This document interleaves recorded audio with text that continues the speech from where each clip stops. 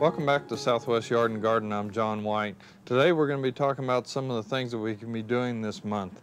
And what we want to start off with first is our spring flowering bulbs. And those are bulbs that will bloom in the spring but need to be planted in the fall and winter here. We want to get pretty good root growth on them and not much top growth to start with so that the bulb is healthy and growing good. So we have tulips are, of course, a favorite. There's several different spring flowering bulbs that can be used, but tulips are one that is popular. And a lot of times these do need a little bit of cold treatment, so if you get them bought early enough and put them in the refrigerator for 30-40 days at 35 to 40 degrees Fahrenheit, that'll give them enough cold chill that they'll do well for you. So these can be planted out in the garden or in containers. Also our narcissus is good. Daffodil's another one that can be used. Hyacinth, there's several different ones that can be used, so we want to make sure that get these in early enough. Crocus is always kind of one of the first ones out in the spring, so that is one that we also want to get planted this time of year.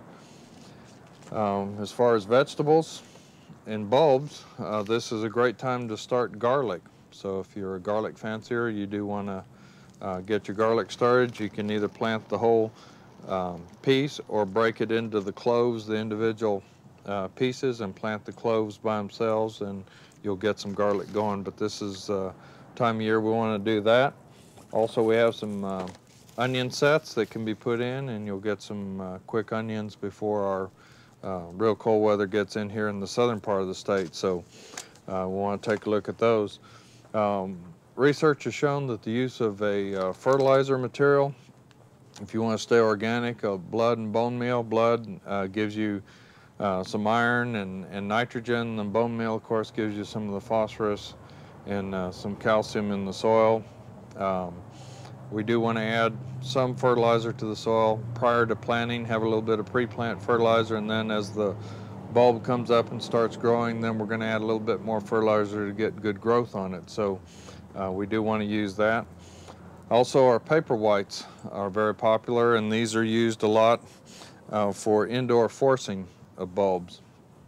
So they have a specialty glass that's made for forcing indoor bulbs. They can be done in saucers and different other things, but they do have a forcing. All you do is fill it with water, have your bulb where the roots and the base of the bulb are setting in the water, and you'll just have to monitor the water supply to keep it in there so that it doesn't dry out, and those will do fine and bloom for you indoors. So that's the way you would force bulbs. When we're picking bulbs, if they aren't in the packs and you're buying them individually, you want to feel the bulb much like you're buying potatoes at the grocery store or onions at the grocery store. You want to feel them and make sure the bulb is firm. There's no soft spots in the bulb. That might be a sign of rot or some bruising or banging.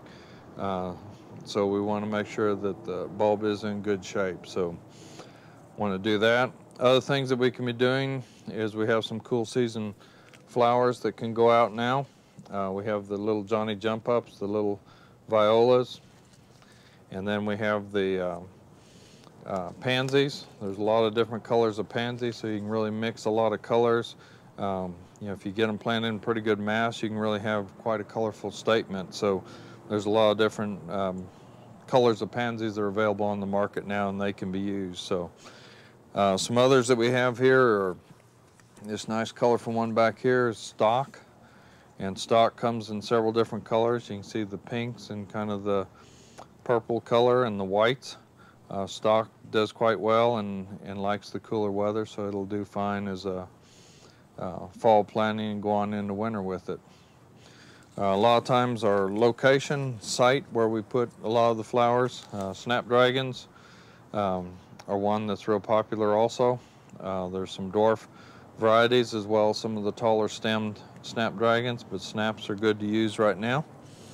As you can see, the mulms are starting to come into bloom this time of year, so as we go into fall with Halloween and Thanksgiving, we'll have a lot of our mums growing, and you can buy garden mums, get them in there. They are in bloom now.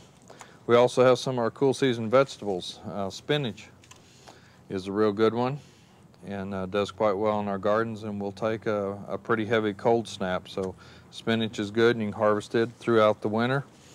Here we have our cabbage. There's also cauliflower and broccoli, and those are kind of, as far as the southern part of the state, they need to be pretty good sized transplants to get in. And then here's some radishes that are already set. Radishes start real easy from seed also, so those can be put in. So those are some of the things that we can do in this month of October. So hopefully we've given you some tips and good gardening.